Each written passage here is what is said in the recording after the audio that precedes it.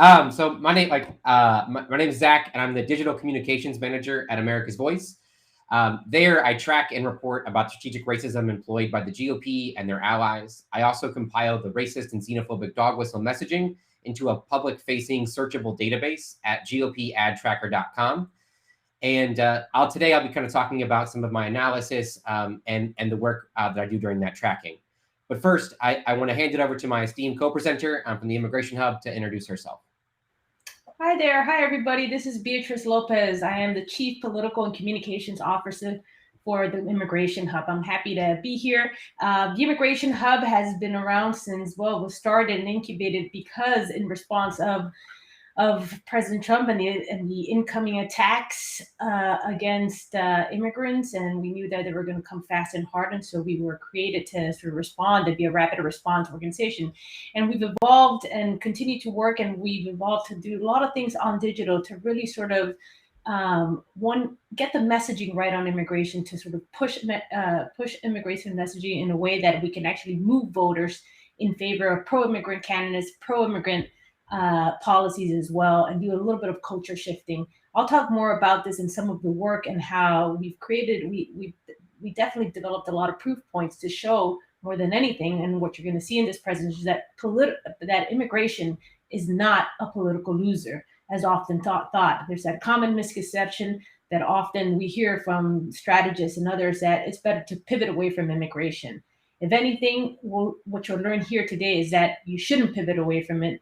We have to go on offense, because if not, Republicans are going to fill the vacuum and really create more divides and really allow us to lose critical sets of voters. So let's start there, actually. We're going to start right with what the GOP are doing and how they're doing it, and how the volume and impact when it comes from what's coming from the right-wing folks and misinformation as well. But we'll go with where Zach has been doing incredible work tracking a lot of the volume of GOP ads, but also messaging that's currently, filling the fodder right now in 2021, and normalizing things that we back in the day used to see, and we were astonished, and now it's just become sort of, the new normal. So I'll hand it over back to Zach.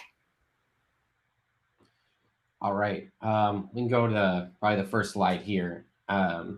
But beginning really kind of at the start of this year, around March, but like really with real effort in March, we at America's Voice have been tracking and collecting really all the receipts we can find around GOP's use of strategic racism, monitoring both the organic and paid messaging.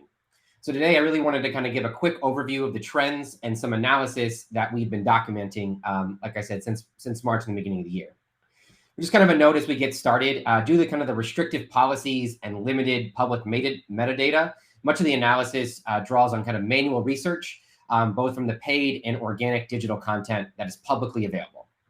Additionally, the search functions of the Facebook ad archive, and their interactive quality of the Facebook ads really kind of drive a lot of the interest from really a lot of the subsequent analysis that I'm going to go through today. So, xenophobic dog whistling will continue to play an important role throughout the Republicans' midterm strategy. They've continued to use it all throughout this year, and they will likely continue to do it all the way through November of next year. Now, they've repeatedly said so publicly, and they back that up with statements with a steady stream of ads and political stunts. Manufacturing a border crisis frame, Republicans and right-wing media has moved this narrative of the crisis from the mainstream to the mainstream framing of the border. So the hashtag Biden Borders Crisis is an intentional, coordinated political message strategy to lay the groundwork for consistent nativist attacks against Democrats.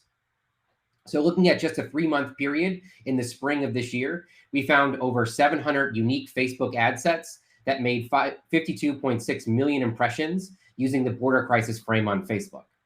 The success of this political framing device has led Republicans to adapt the crisis frame as their through line to other issues, naming them as the inflation crisis or the Afghanistan crisis or the crime crisis, to continue to use that frame to drive the attacks on Democrats.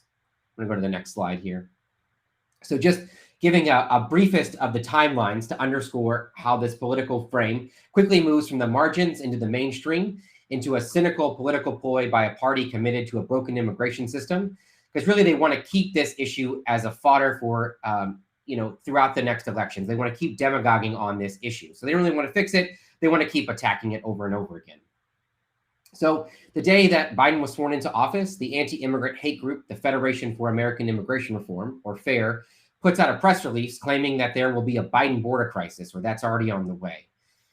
Then the following day, Mark Morgan, which is formerly the head of CBP under Trump and now a senior fellow at FAIR, pushes this crisis narrative on Fox repeatedly over the next several days.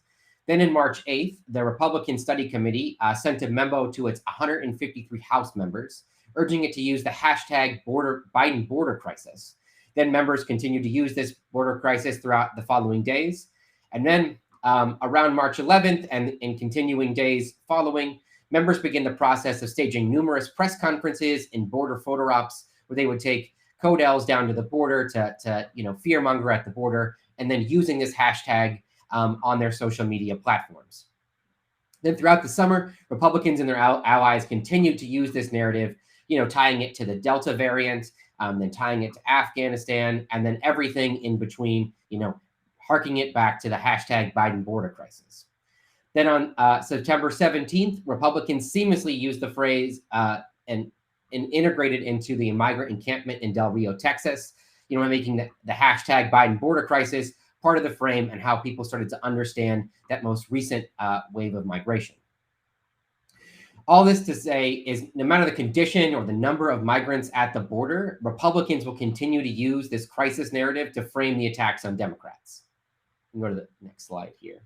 And despite the overwhelming popularity of the pathway to citizenship, Republicans and their allies will continue to run against and use racist and xenophobic dog whistles, warning about mass amnesty. As Democrats push for citizenship, Republicans will continue to say, well, this is mass amnesty, and use that.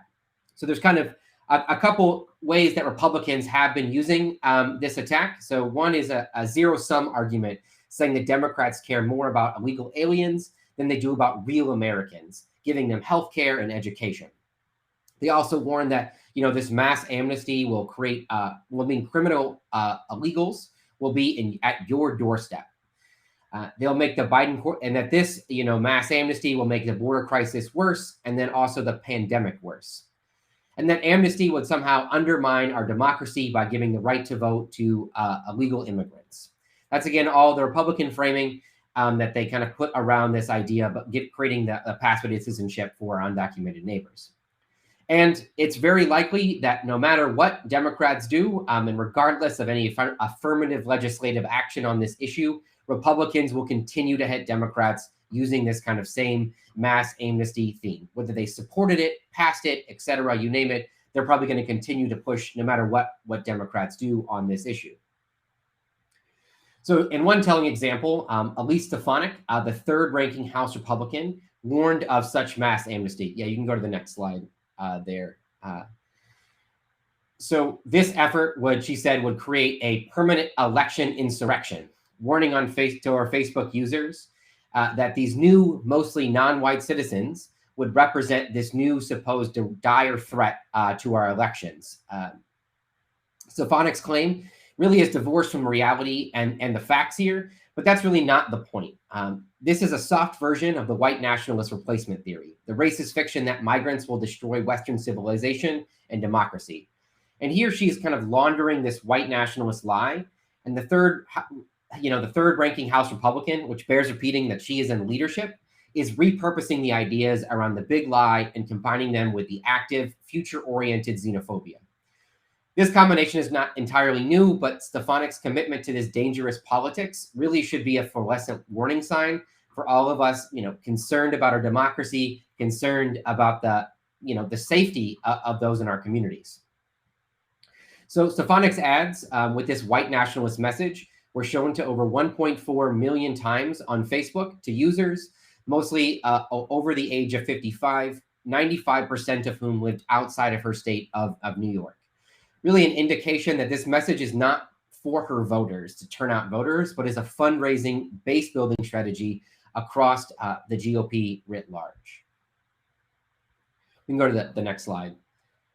So kind of the next bit that has been a bucket that Republicans and their allies have used in this messaging is looking to divert from their failures in their COVID response management. Republicans continue to point the racist finger of blame for the spread of COVID on non-white immigrants. We saw this in 2020 with Republicans using racist and xenophobic language against Asian communities, calling it the Wuhan virus or the Kung flu and all those other racist tropes to really talk about the spread of COVID. This year, we've seen something very similar. Some of the faces have changed, but the message is still very much the same, which is that immigrants and migrant communities are responsible for COVID infection rates. This is a racist lie, but it's a racist lie told to distract, from their own failings. As we've seen, Republican governors in their states have some of the highest transmission rates, as well as their unwillingness to challenge their own supporters, to wear masks, to get the vaccine. So kind of that, and really the Republicans haven't stopped really just at blaming migrants for the increase. You can go to the next slide here, but they have used strategic racism as an attempt to create a hypocritical hit on the Biden's vaccine mandate and the border crisis, really falsely claiming that Democrats want to strip freedoms from, quote, real Americans while allowing migrants communities a free pass. Again, this is a racist fiction that they're creating, but a one that really kind of frames in a zero sum, pitting communities against each other.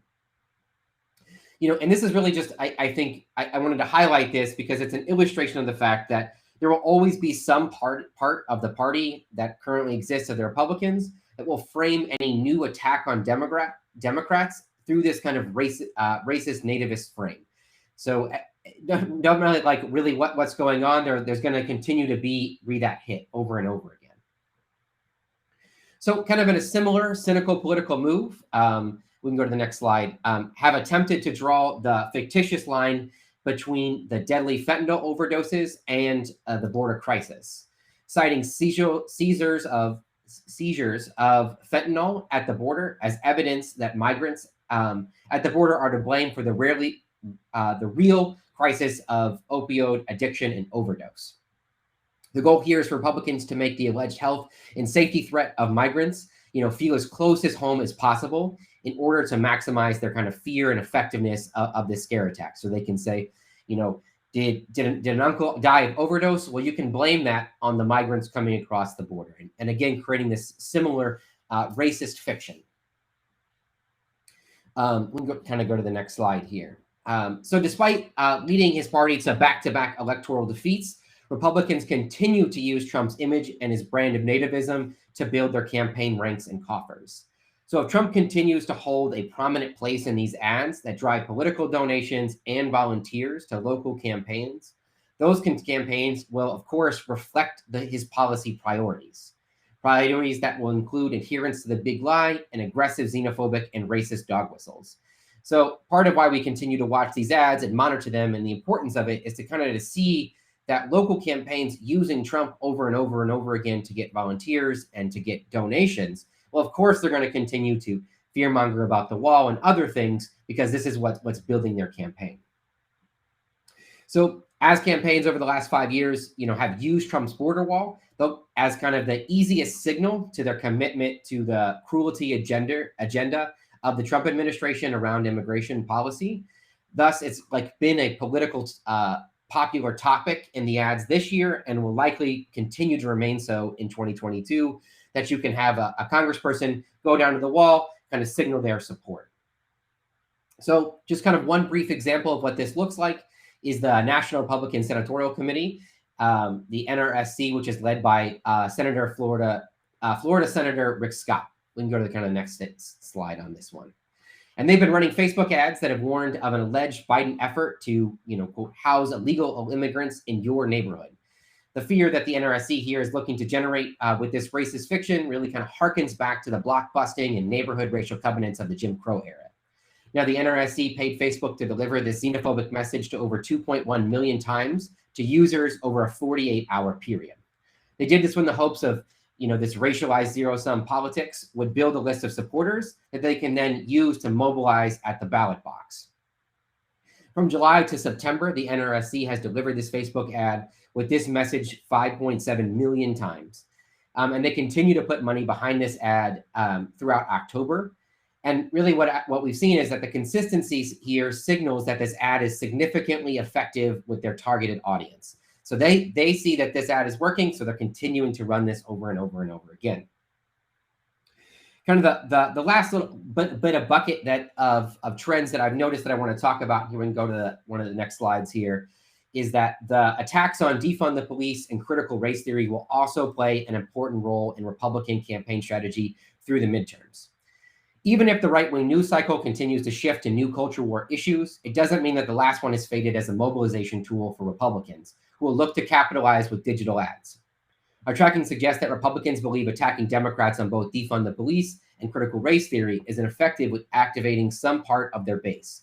Attacks on defund the police may not reemerge as the central theme on TV ads as it did in 2020, nor does that mean that the critical race theory attacks or CRT attacks are guaranteed to replace it. But most likely, they will continue to drive some part of Republican digital ads. So even if you're not seeing this as the main attack, you're likely to see this on some level in some campaigns that are really pushing these ideas to mobilize a certain sector of the Republican voter base throughout 2022.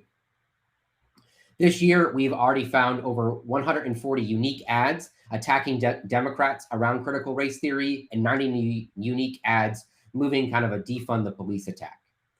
These attacks are often combined with other messages to kind of help drive a larger narrative around the racialized zero-sum game. Kind of the last point I want to kind of leave folks with, and we're going to go to the next slide here, is that I want to talk about the importance of tracking these digital ad buys and taking them seriously. Really, I think they fully help us capture and anticipate the Republicans' electoral strategy. And we can't only just think about television ads or high six-figure dollar ads, the things that get kind of written up in newspapers. We really need to understand what campaigns are doing on these kind of small dollar ad buys. If we don't focus on this or think about this as a movement, right, I think we run the risk of missing the dangers of kind of an iceberg, right, that's just below the surface. So I think there are kind of like 5 really key points that I think why we should pay attention to some of these smaller ad buys. So first is that TV ads are really only part of the picture. TV and high dollar buys create a top line message, but the digital ads, these kind of smaller things, kind of fill out a kind of a larger narrative frame that the top line operates in. Next is that digital ads kind of foreshadow a larger strategy. Observing that small dollar ads really kind of gives the best data on emerging, messaging frames, combining political attacks and Democrats will likely face in upcoming elections. We can kind of see that they're early testing these kind of messages out, so we can kind of see that. So obviously messages outside of competitive races, like outside of the battleground races, are also important to mobilize their base. So these kind of like large ad buys, the TV stuff that we'll see, and a lot of the media coverage will unsurprisingly be focused on the really competitive races. But the leadership and other parts of the party are going to use these digital ad buys to push my messages priorities outside of these races as well. And it kind of gives us a fuller picture of what the Republican priorities will look like. Additionally, kind of dehumanizing rhetoric found in the digital ads can really have deadly downstream consequences. So the precise targeting capabilities of digital advertising lends itself to a more aggressive rhetoric. And this tendency has led campaigns to employ dehumanizing language that has been echoed by perpetrators of mass racist violence, kind of laundering white nationalist ideas about a migrant invasion or replacement theory that we've seen from Republican leadership. I think this really should be a concern for us that these kind of racist white nationalist ideas are being, thousands of dollars are being put behind this to distribute that to millions of people. And we know that kind of language has led to violence. And I think we should also recognize, finally, that these are not just ads, right? They are organizing tools. Digital ads are not active. They're opposed to the kind of passive quality of TV advertisements. These ads operate both as messaging and organizing tools, generating political action in the form of donations and campaign volunteers. And these messages that we see and have been tracking in these ads can then help us predict the energy that the issue priorities of the individuals that are driving the electoral campaign. People knocking doors, people giving small dollar donations. and really what that will translate into those campaigns. We can kind of look at these ads as the best, one of the better signals for understanding where these campaigns will go and where the base is mobilized. Similarly, we can think about these ads the same way that we use them, right? Is a way to get out volunteers, collect donations, and really issue, messaging priorities. So I know I kind of went through a lot of that pretty quickly, but I'm going to have questions and answers at the end, but I'll stop there and pass it over to Beatrice to kind of lead us through some of the disinformation. Thanks, Zach. Yeah, we'll definitely come back to some of these messages that you might have seen from the Republicans, and we actually test these messages to concretely sort of learn how people are reacting to this. And I'll get to that to the later part. I do see a question here: is the Democratic Party responding? I would say no. But we can get into that later down in this presentation. We could talk about how there are certain Democratic members of Congress and electeds who do lean on this and actually lean on immigration in a very good way, and they've shown to be winning voters. And we'll talk about that a little bit more down the road. I want to just we're going to go a little bit into the misinformation scene, just because this goes hand in hand a little bit with what Zach was talking about on these GOP messages and how they influence others and actually supplement all that noise that is coming from the Republican Party or the right-wing entities, and they're further amplified through Facebook groups, to WhatsApp, etc. They sort of proliferate and really sort of create much more cultural divides and misconceptions and just confusion over the issue of immigration, but and of course immigrants themselves. So we have been working with a firm called GQR for the past few months, and much more broadly, they're also have been tracking a lot of the misinformation online with other groups who are part of a broad coalition. And you've heard a lot of this or not, but we wanted to sort of zero in more on the immigration aspect of what people are thinking, what are they saying, how big is this volume? And what we found is that there's a lot of interaction, obviously, on immigration over the past this past year. And a lot of it is being influenced by right-wing media, of course, who create articles, who amplify, use their social media platforms to really amplify a lot of misinformation over immigration, using the Biden border crisis phrasing or the Biden-Harris crisis. And a lot of the times what we found is that look at these spikes, like back in March, when there was when we saw much more of the cyclical surge of migrants at the border. We saw more. It's very common around that time in March, but they capitalized on this, and that's when you see here this big spike. This was in March, where we had a lot of interaction. This is on Twitter. This is looking at Twitter only. As you all know, looking at Facebook and the volume there is a lot harder because of the lack of transparency and the lack of regulation. It's really unchecked. And we saw a lot of that last week in the news, as you guys probably saw with the whistleblower talking about how really it's sort of unregulated and created, and it actually creates these moments of misinformation, and a lot of misinformation, especially over immigration and immigrants. 7 out of the 10 articles that we saw over in the 1 month actually had the highest engagement. And what we've seen, because we track this on a bi-weekly basis, this is often the case. The articles that have the highest engagement have to do with immigration, and they mostly come from right-wing media. And I'm happy, I can tell that this is not probably showing up really well, the text, but these are basically, these are sort of the subtopics and the moments that they've spiked when they've been talking about either whether it's when the VP went to the border, and how they capitalized on that moment and really sort of created all kinds of noise and really misogynistic, but also very racist attacks against the VP. And we saw them spike when she was there. they really capitalize on these moments of things that are happening or create those moments themselves. And you can see how they fluctuate, but there's always a constant. We've been tracking, again, this is just from, we usually go further back, but we decided to go from July to August, and you can see how much of this is happening. This is, again, they capitalize on a lot of the moment, and this is back in July. This is when actually VP was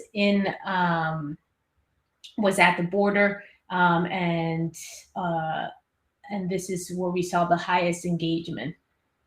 Again, this fluctuates, but you can see there's so much engagement that happens online over the articles that come from right-wing media, which really, again, spread this misinformation, but also create hyperboles over Republican rhetoric on the issue. And if we dig a little bit deeper, again, it's really hard, as you all know, to go into the dark web of Facebook. But this is a bit of a sampling, and just imagine how much more of this is happening in private and public Facebook groups. As you can see, these are some of the samples that show how they spread all kinds of very much of what Zach was talking about early on, these top messages about, what's happening at the border, and how they really create sort of all kinds of theories about what's going on there, but also how they criminalize immigrants as well. And these groups that Biden was just secretly using the U.S. military to transport illegal aliens around the country. Clearly not true, but a lot of this happens in these private and public Facebook groups. Sometimes they're very much political Facebook groups, sometimes they're not. In fact, oftentimes what we find, for instance, in the state of North Carolina, is that some of those private groups have nothing to do with politics. They might be the swimming teams, like Facebook group, or some sort of interest, right? That isn't on politics, but then you'll find these things being fed through there, because often, as some of you may have studied, is that these Facebook groups allow people to just feel a little bit more liberated, a little bit of find a safe space to talk about, and that's where they sort of slip in some of these conspiracy theories or opinions that often aren't related to truth. Here's another sample, and in another Facebook group, there's a lot of focus on arrests of undocumented individuals who committed crimes in the state. This group has about 6,000 followers, and they continue to put these posts about how crimes committed by Latinos or undocumented people are growing in frequency. Like they continue putting this on, and it's growing more in frequency. And although that group may seem small, just imagine how many more groups are just like this, and a lot of spreading this kind of misinformation, and really sort of creating these culture divides and make it really difficult to talk to these people about immigration, because this is what's being pushed. This is, they're exacerbating certain anxieties that voters have, which is often public safety or scarcity of resources, etc.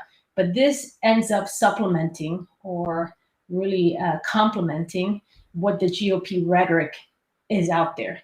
And again, it's worsening and becoming sort of a new normal, making it a little bit difficult to even sort of check this, to even talk about, have a sensible conversation about immigration. But there's always a solution, and we'll get to that shortly. But these are the kinds of samples that we've seen in some of these closed off Facebook groups. So I'm going to go into, and again, if folks have more questions or want a little more sampling of and the kinds of things that we're finding in the misinformation world, we're happy to get to that sort of, or you could find it in our report as well, where we sort of track this over time. It's a big problem, and one that actually goes beyond even our borders. As you might have seen with the recent uh, a good example of how it goes even beyond our borders. Misinformation is the Haitian migration uh, that we've seen, and what reporters have been finding there, and what we've found through some of our colleagues as well, is that a lot of that migration was also um, if you look back at sort of how it originated and the kinds of false narratives that were being spread to migrants themselves by human smugglers and other entities, they paint a really positive picture of how they'll be welcomed here or what the kinds of rights they'll have here, etc. And that goes unchecked oftentimes. It's really illicit activity being targeted to vulnerable people, and which creates all kinds of issues. But this is a kind of misinformation is really dangerous in so many ways, not just culturally, but has really human consequences. So what we can do, at least from the point that we're saying, aside from needing government oversight and then needing to sort of push back against what the GOP are saying, we can do so much more. And this is sort of where the immigration has really sort of tried to hone in on trying to find these solutions. So how do we attack them? What are the messaging? How do we get to sort of see what triggers voters or not? And we've been doing this for the past few years. Since 2017, we really started sort of digging deep, using Facebook as a platform to really sort of understand the voter, but also understand what messages work, right?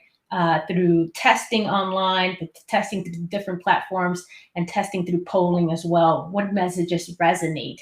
And what we found consistently is that immigration is not a political loser. What the fact of the matter is that we are allowing the GOP and others to fill the vacuum on immigration. And we can counter a lot of what they're saying by simply actually leaning into the issue and knowing how to talk about it and understanding the audience. So I'll take us back to just quickly in 2018, for instance, we tested a series of ads and up against a Pennsylvania ad by one of the candidates there. He had this was back then when Trump came out with the caravan ad and whatever. So he doubled down. This guy doubled down with his own ad, and it actually ended up backfiring.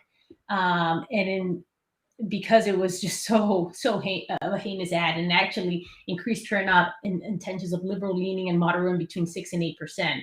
And then what we actually wanted to see also is like how if we counter this, and actually with a values-based message and with somebody who's validating.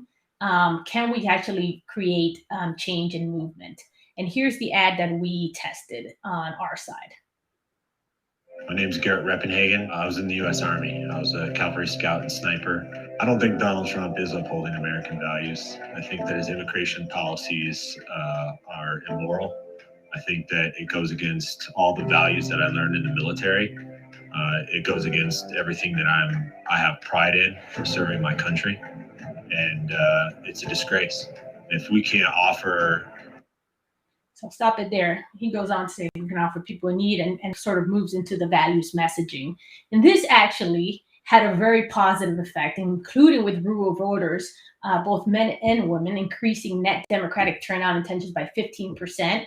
27% of the Pennsylvania voters who viewed the caravan ad were moved to oppose Scott Wagner, including 33% of moderates. So, there's a backlash to going to too extreme.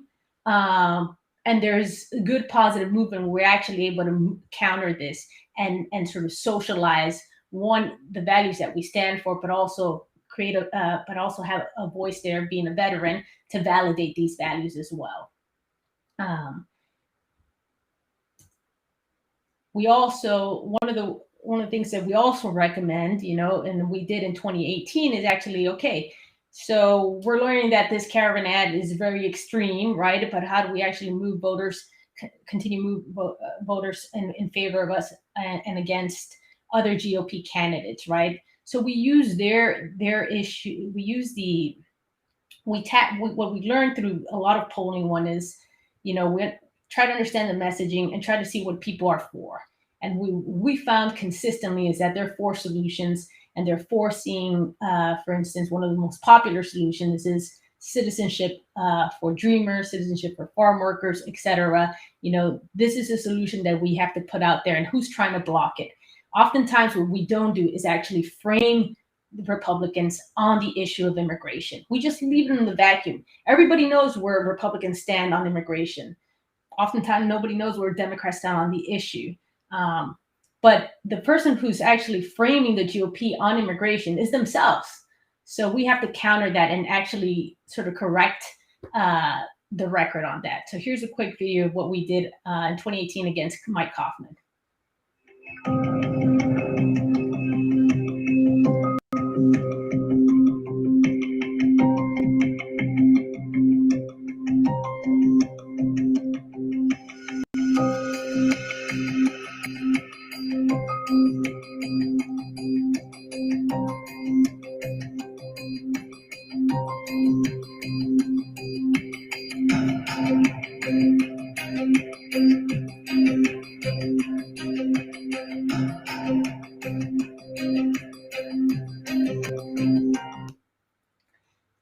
This ad was able to actually have a very positive effect, and it actually was helpful in increasing support for his opponent, was just Jason Crow at that time, and who's the current member of Congress. And so that was actually created a lot of movement in vote choice here. One of the things, again, as I've said before, as a solution, aside from being able to sort of move values-based messaging, being able to expose the GOP on their position, it's also, we have to understand the audience and what can move them on this, because there is an audience. People think often, the misconception is that there isn't an audience that can be moved on immigration. In 2020, we actually dug deep on a voter study and created a voter model based on testing Garrett here. This is the veteran video. We tested other videos. What we found is that there are persuadable voters on this issue. They skew suburban, white, not college-educated, male, which sounds it sounds odd, right? Like these are the people we would think are on the other side, but no, there's actually there are persuadable voters when we're able to sort of lean in on messages that work. And of course, there are other voting blocks that are sympathetic to immigrants, which are white college women and people of color, who are oftentimes already supportive of Democrats, but this can actually increase movement with them as well. And I'd be happy to provide more on this voter model, which I ended up calling this sort of block of people, family patriots, because oftentimes what we found in this testing is that these are voters who understand, who appreciate the values-based message. They're very much tied to their community. They're very patriotic about their country. They support the values that we're trying to push forward. And on top of that, these are folks who understand the mutual reliance that we have with each other, non-immigrants and immigrants, right?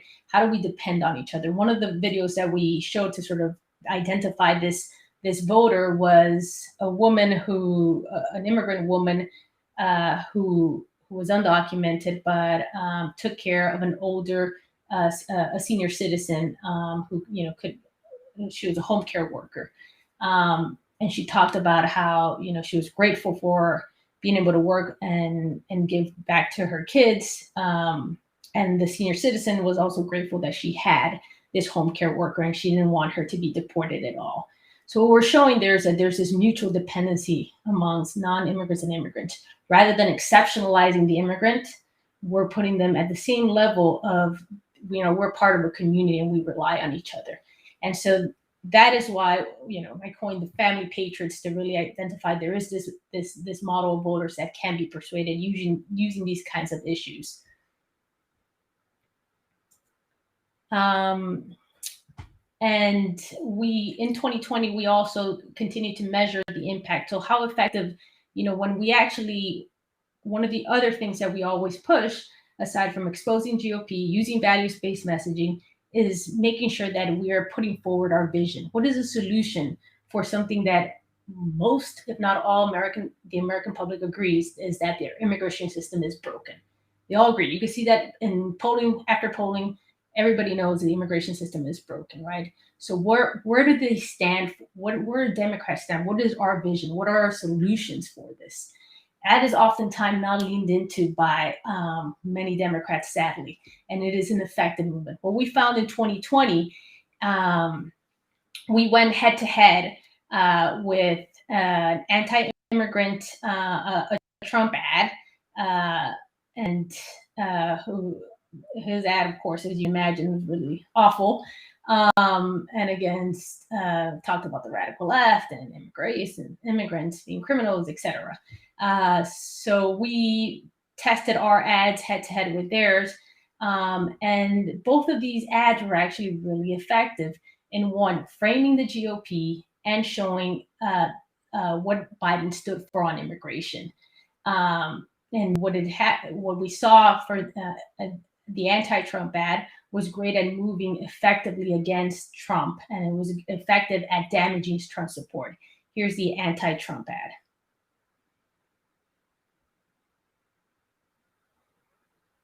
President Trump keeps lying about his immigration policies to divide America. We love the Dreamers. The Dreamers are terrific.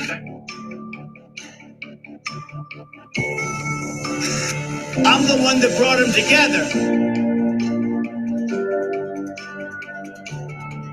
Nobody builds walls better than me, believe me. And I will have Mexico pay for that wall. A divided America is not America.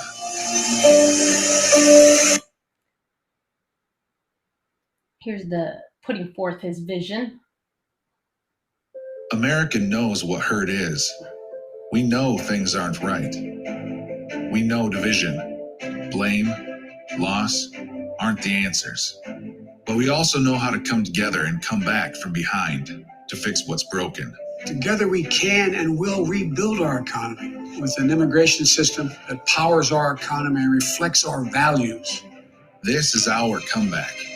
This is our time to light up a new path to citizenship, to keep families safe and together, to power America with our heart and strength, because this is who we are and who we can be. This is the power of us.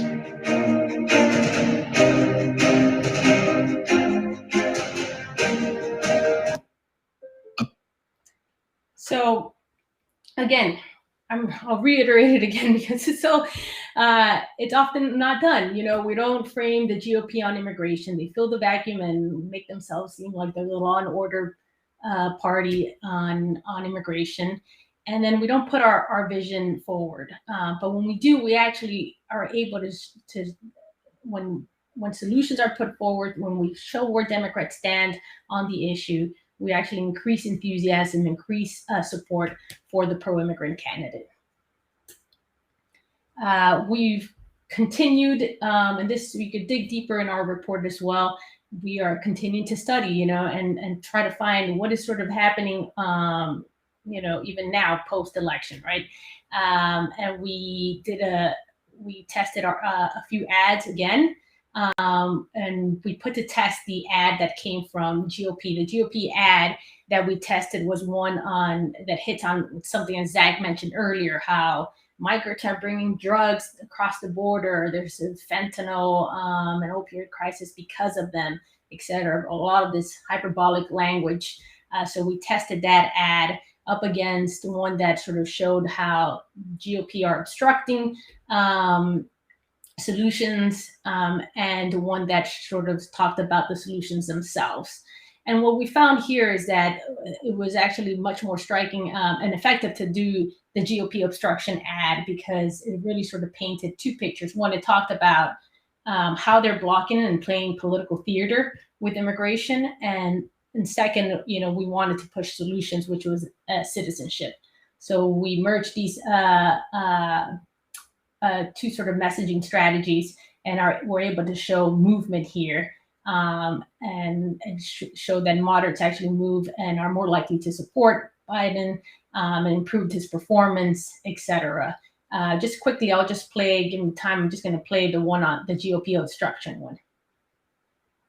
America's immigration system is broken. We need solutions, not politicians trying to score political points. This isn't a game. This is about us. It's time Republicans got behind President Biden to write America's comeback story, fix what's broken, and deliver a new path to citizenship for our hard workers, our friends, our future.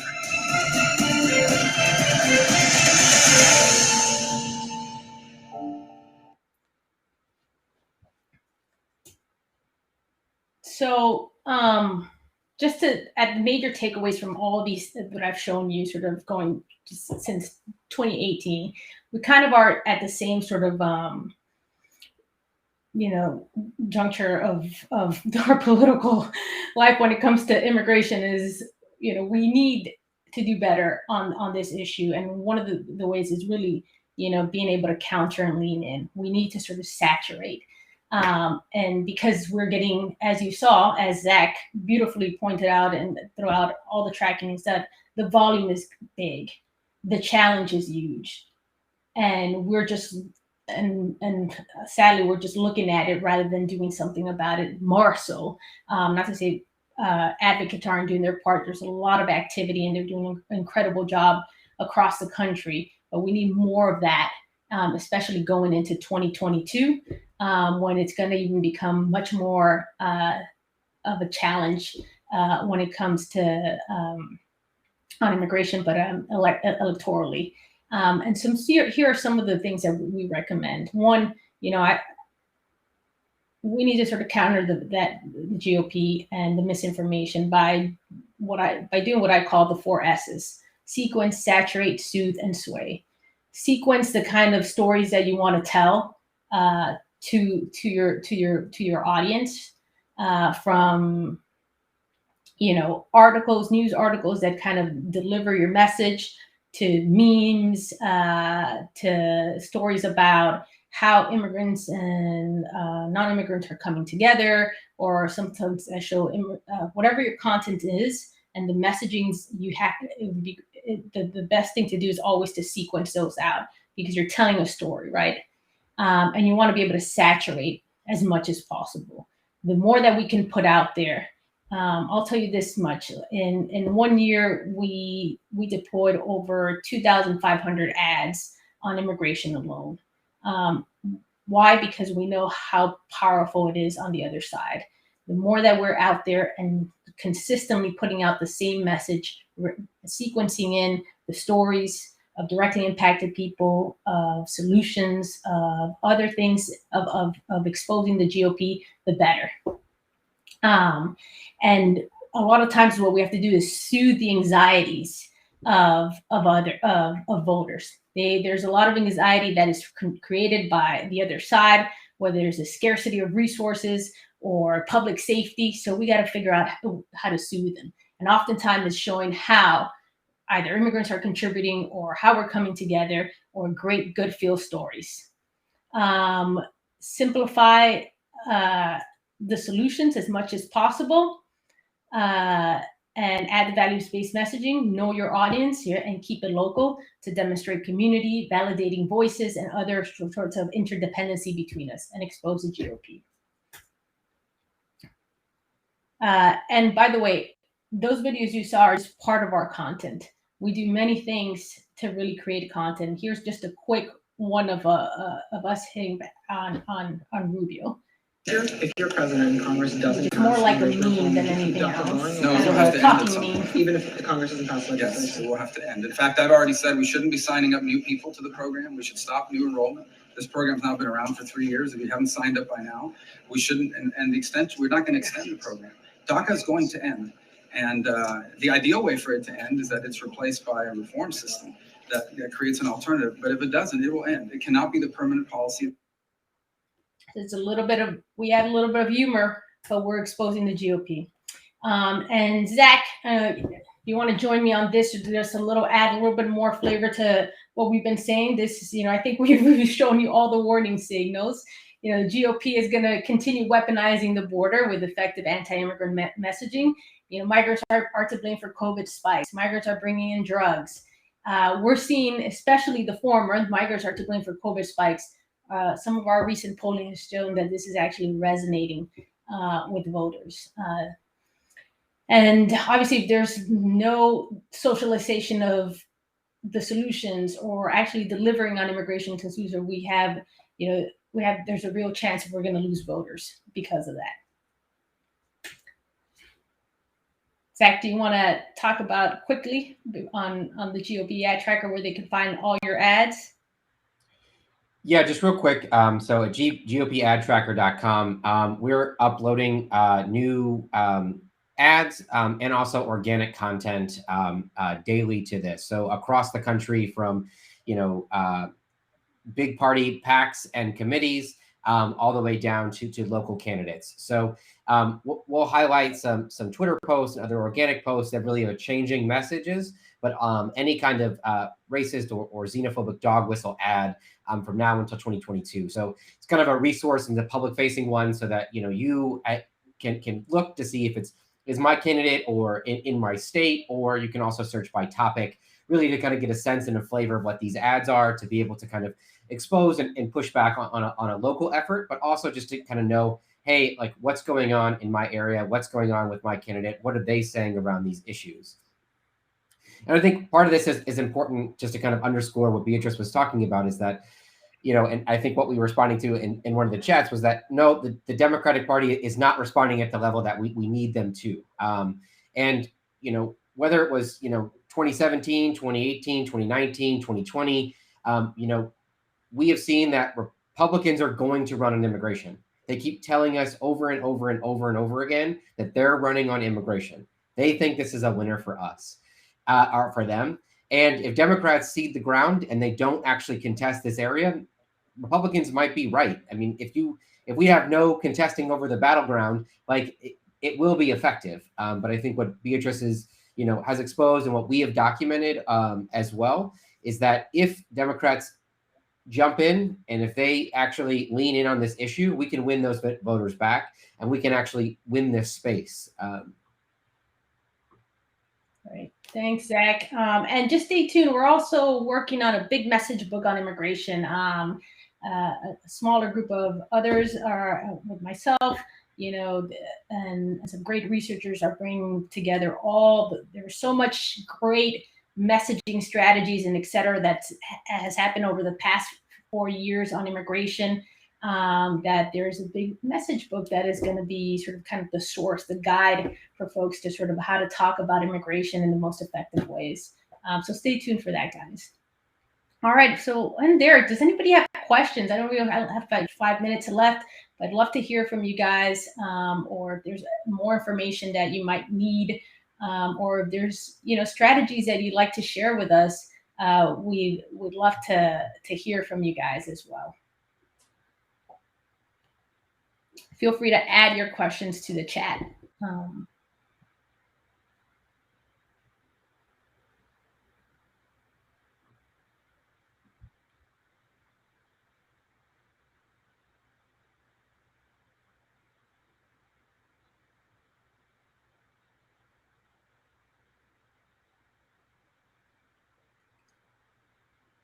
Okay. We might have given them a lot of information, Zach. But if there's any, just feel free to, you could always contact us individually as well. I'm at Beatrice, BEATRIZ, at theimmigrationhub.org. Sorry. Yeah, and as well, I'm at Zach, or Z Mueller, MUELLER, at americasvoice.org as well. So if you're in a local area and you were trying to figure out if what's being said in your area, but the ads or some of the organic content, happy to point you in the right direction, help and share some of the content that we've been tracking. Yeah, and we are constantly doing polling, so if there's anything that you're you're looking for any questions that might that you're wondering about how they did sort of in the public opinion world, feel free to hit me up. We also do deep dives and a lot of message strategy and ad deployments in North Carolina, Florida, and Pennsylvania. There are a few states that we've done in the past, so we can show you a little bit of our learnings as well. So whatever question you have, feel free to hit us up. Okay. Well, I think we can, there are no questions and we'll end here. And thank you all for joining us today.